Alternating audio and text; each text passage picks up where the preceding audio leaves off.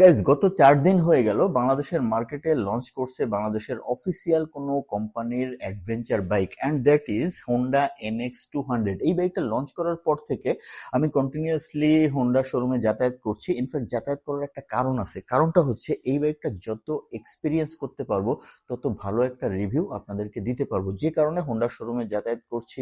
In fact 2বার রাইডও করা হয়ে গেছে, আরো 2-1বার রাইড করবো, এরপরে একটা ফার্স্ট ইমপ্রেশন রিভিউ দিব, সেটা খুব শীঘ্রই আসছে।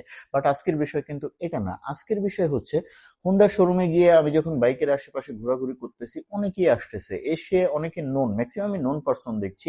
অনেকে বলছে আশিক ভাই এই বাইকটার দাম কত, অনেকে বলছে আশিক ভাই এই বাইকটার হর্নেট 2 এর ইঞ্জিন কি একই, এই বাইকটার ইঞ্জিন কি এয়ার কুলড, এই বাইকটার ব্রেকিং সিস্টেম আর হর্নেটের ব্রেকিং সিস্টেম কি একই, এটা টায়ার সাইজ, হর্নেট 2 এর টায়ার সাইজ এটা কি একই। এই টাইপের অনেক কোশ্চেন আমার কাছে আসছে এবং কোশ্চেনের অ্যান্সার গুলো আমি দিছি। পরে চিন্তা করলাম যে এই কোশ্চেন, এই ছাড়াও আরো অনেক কোশ্চেন তো আছে, এই সবগুলো কোশ্চেন মিলে আমি যদি একটা Q&A সেশন করে ফেলি বা কোশ্চেন অ্যান্সার টাইপের একটা কন্টেন্ট করে ফেলি তাহলে কেমন হয়। ইনফ্যাক্ট এই কন্টেন্টটা করার উদ্দেশ্য হচ্ছে এই কোশ্চেনের অ্যান্সার গুলো দেওয়ার মাধ্যমে যাদের NX200 নিয়ে যথেষ্ট কিউরিসিটি আছে তারা আমার মনে হয় উপকৃত হবে। তারা NX200 এর যে বেসিক বিষয়গুলো আছে প্রত্যেকটা বিষয় আশা করি ক্লিয়ার হয়ে যাবে। আর এই বিষয়ে ক্লিয়ার হইতে গেলে নিশ্চয়ই হোন্ডার কোনো একটা শোরুমে যাইতে হবে, কারণ ঘরে বসে কথা বলার থেকে শোরুমে গিয়ে বাইকটা সামনে রেখে কথা বললে আলাদা একটা ফিল আসে। তাহলে চলেন একটা শোরুমে যাই। আর শোরুম বলতে আমি খুলনাতে ST হোন্ডা ওয়ার্ডকেই বুঝি। ইনফ্যাক্ট ওই শোরুমের সাথে আমার যেহেতু ভালো একটা র্যাপো আছে, যে কারণে ওইখানেই যাই। তাহলে চলেন ST হোন্ডা ওয়ার্ডে গিয়ে এই সকল কোশ্চেনের ডিটেলস নিয়ে কথা বলতেছি। আর এই কোশ্চেন অ্যান্ড অ্যান্সার সেশনের উদ্দেশ্যটা হচ্ছে বেসিক যে কোশ্চেন গুলো আমাদের আছে এই কোশ্চেন গুলোর অ্যান্সার আপনারা পেয়ে গেলে আমার মনে হয় NX200 কে মোটামুটি জেনারেলাইজড একটা ওয়েতে আপনারা এই বাইকটাকে বুঝতে পারবেন। এই জন্য এই Q&A সেশনটা করা। তাহলে চলেন 20টা কোশ্চেনের এইখান থেকে একটু স্ক্রিপ্টের সহযোগিতা নিয়ে আমি কোশ্চেন গুলো পড়বো এবং অ্যান্সার গুলো দিয়ে দিব। 1 নম্বর কোশ্চেন হচ্ছে অ্যাজ ইউজুয়াল NX200 এই বাইকটার প্রাইস কত। এই বাইকটার প্রাইস হচ্ছে মাত্র 3,50,000 টাকা। ভাই ঠিক বললাম না ভুল বলছি? কারণ আমারই এক্সপেকটেশন ছিল এই বাইকটার প্রাইস হবে হয়তো 3,50,000 টাকা, বাট এই বাইকটার প্রাইস মাত্র 3,15,000 টাকা। এখন চিন্তা করেন, definitely it's a logical price এবং রিজনেবল। আমার কাছে মনে হয়েছে যে হ্যাঁ, it's a good deal. Question number 2, সেটা হচ্ছে এই বাইকটা কত সিসির। এটা যেহেতু NX200 নাম দিয়েছে, অনেকে মনে করছে এটা বোধহয় 200 সিসির বাইক, বাট না, এটা 200 সিসি সেগমেন্টের বাইক, বাট এটা সিসি হচ্ছে 184। 3 নম্বর কোশ্চেন হচ্ছে এই NX200 এটার ইঞ্জিন কি হর্নেট 2 তে যে ইঞ্জিনটা ইউজ করা হয়েছে সেম ইঞ্জিন? ইয়েস, এটার ইঞ্জিন হচ্ছে হর্নেট 2 এর সেম ইঞ্জিন। 4 নম্বর কোশ্চেন হচ্ছে NX200 এ ব্রেকিং পিরিয়ড কত কিলোমিটার পর্যন্ত আমরা মেইনটেইন করব। এটার উত্তর হচ্ছে এটার ম্যানুয়াল বলছে 500 কিলোমিটার পর্যন্ত এটার ব্রেকিং পিরিয়ড মেইনটেইন করতে হবে, বাট আমার সাজেশন হচ্ছে অ্যাটলিস্ট 1000 কিলোমিটার পর্যন্ত আপনারা এটার ব্রেকিং পিরিয়ড মেইনটেইন করবেন, এতে করে ইঞ্জিনের ডিউরেবিলিটি আরো বেটার পাবেন। 5 নম্বর কোশ্চেন হচ্ছে এটা টায়ার সাইজ নিয়ে। অনেকেরই কোশ্চেন আছে, এটা টায়ার সাইজ কি হর্নেট 2 এর tyre size same? Definitely same tyre size. এটার ফ্রন্টে ইউজ করা হয়েছে 110/70 সেকশনের টায়ার, আর রিয়ারে ইউজ করা হয়েছে 140/70 সেকশনের টায়ার, বাট একটু ডিফারেন্স আছে। ডিফারেন্সটা হচ্ছে হর্নেটে বায়াস টায়ার ইউজ করা হয়েছে, আর NX200 এ কিন্তু ডুয়াল পারপোজ বা ব্লক প্যাটার্নের টায়ার ইউজ করা হয়েছে। 6 নম্বর কোশ্চেন হচ্ছে NX200 কি হর্নেট 2 এর মতো সিঙ্গেল চ্যানেল ABS এর বাইক নাকি এটা ডুয়েল চ্যানেল ABS এর বাইক? অ্যান্সার হচ্ছে এটা ডুয়েল চ্যানেল ABS এর বাইক। 7 নম্বর কোশ্চেন হচ্ছে NX200 এটার ফ্রন্টের বা রিয়ারের ডিস্ক সাইজ এটা কি হর্নেট 2 এর সেম ডিস্ক সাইজ নাকি চেঞ্জ আছে? ডেফিনেটলি কোনো চেঞ্জ নাই, সেম ডিস্ক সাইজ। এটার ফ্রন্টে ইউজ করা হয়েছে 276 মিলিমিটারের ডিস্ক, আর রিয়ারে ইউজ করা হয়েছে 220 মিলিমিটারের ডিস্ক। 8 নম্বর কোশ্চেন, সেটা হচ্ছে NX200 এ কি ট্র্যাকশন কন্ট্রোল আছে? ইয়েস, ডেফিনেটলি NX200 এর ট্র্যাকশন কন্ট্রোল আছে। আর NX200 এর ট্র্যাকশন কন্ট্রোলের একটা ফ্যাক্ট হচ্ছে এই ট্র্যাকশন কন্ট্রোল কিন্তু আপনি প্রয়োজনে অফ বা অন করতে পারবেন।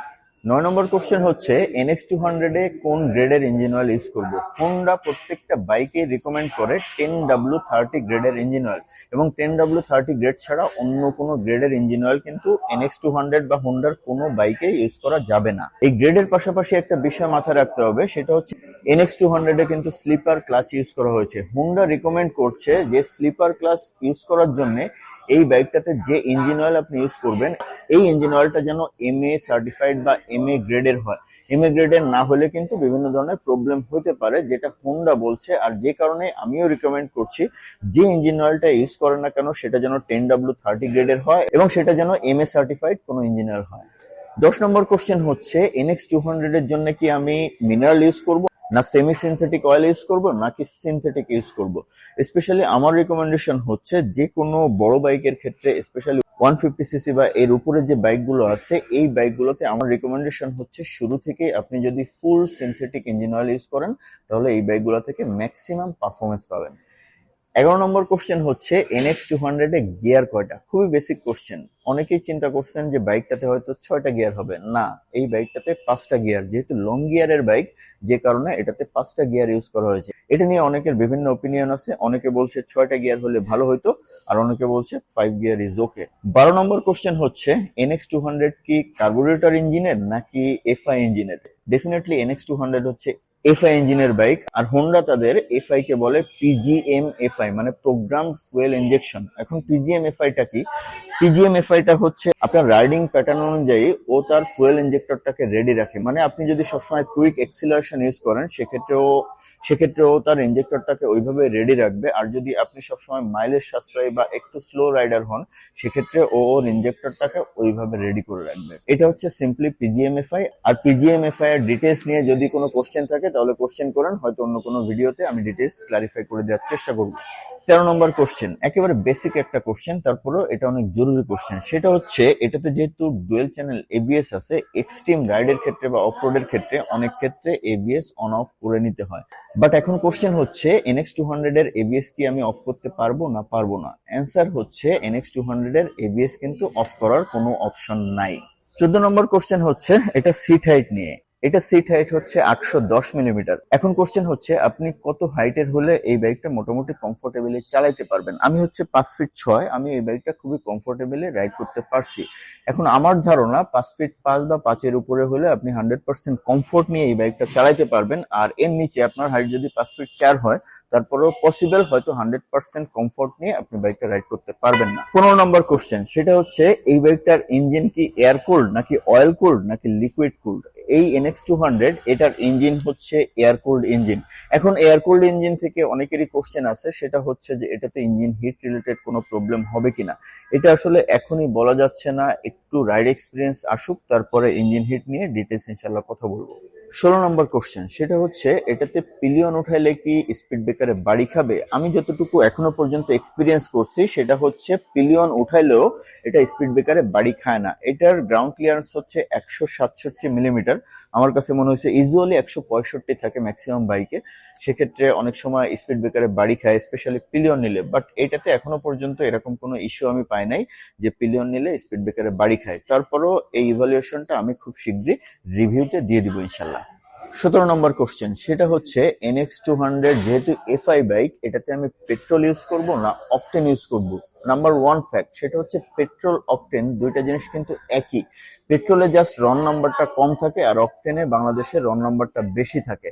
আর যেহেতু NX200 একটা এফআই বাইক, আমার রিকমেন্ডেশন হচ্ছে ডেফিনেটলি অকটেন ইউজ করবেন। পেট্রোল ইউজ করলে হয়তো ওই লেভেলের পারফরমেন্স নাও পাইতে পারেন। 18 নম্বর কোশ্চেন, সেটা হচ্ছে NX200 এই বাইকটাতে কি রিজার্ভ অপশন আছে? ডেফিনেটলি রিজার্ভ অপশন আছে। এখন এখানে একটা ফ্যাক্ট হচ্ছে এফআই বাইকগুলোতে কিন্তু রিজার্ভ অপশন নরমালি থাকে না, বাট একটু ইনডাইরেক্টলি রিজার্ভ অপশন থাকে, তবে রিজার্ভের কোনো সুইচ থাকে না। NX200 এ যখন আপনার ট্যাঙ্কে ফুয়েল 1.9 লিটারের মতো থাকবে বা এই রেঞ্জে নেমে আসবে তখন কিন্তু আপনার মিটার রেঞ্জ অপশনে চলে যাবে, আর রেঞ্জ অপশনটা হচ্ছে এটা রিজার্ভ অপশন। 19 নম্বর কোশ্চেন, সেটা হচ্ছে NX200 এ কি কিক অপশন আছে? ডেফিনেটলি নাই। NX200 এ শুধুমাত্র সেলফ অপশন আছে, কিক অপশন নাই।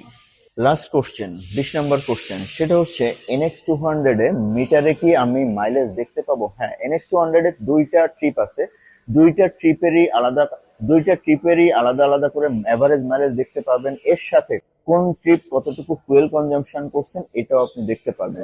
20টা কোশ্চেন শেষ করে ফেলছি, হঠাৎ করে মনে পড়লো 21টা কোশ্চেন হওয়া উচিত ছিল।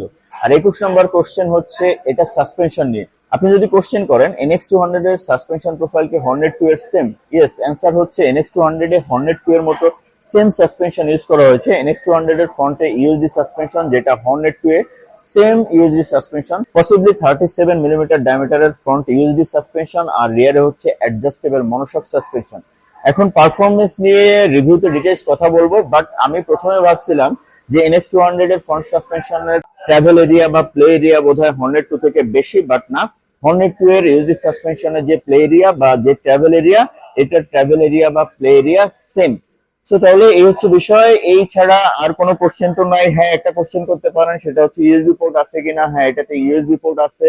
ইঞ্জিন কিল সুইচ আছে কিনা? হ্যাঁ, ইঞ্জিন কিল সুইচ আছে। এছাড়া আসলে আরো অনেক কিছু আছে। ইনশাল্লাহ এই বাইকের প্র্যাকটিক্যাল রাইড এক্সপিরিয়েন্স নিয়ে খুব শীঘ্রই একটা ফার্স্ট ইমপ্রেশন রিভিউ নিয়ে আসবো, এবং তখন ইনশাল্লাহ এই বাইকটার প্র্যাকটিক্যাল এক্সপিরিয়েন্স নিয়ে একটা কম্প্যাক্ট রিভিউ দিব, যে রিভিউ থেকে আপনারা ক্লিয়ারলি বুঝতে পারবেন যে এই বাইকটার ভালো মন্দ প্রত্যেকটা দিক। তাহলে আজকের মতো রাখছি, দেখা হচ্ছে অন্য কোনো ব্লগে। Tata, bye bye.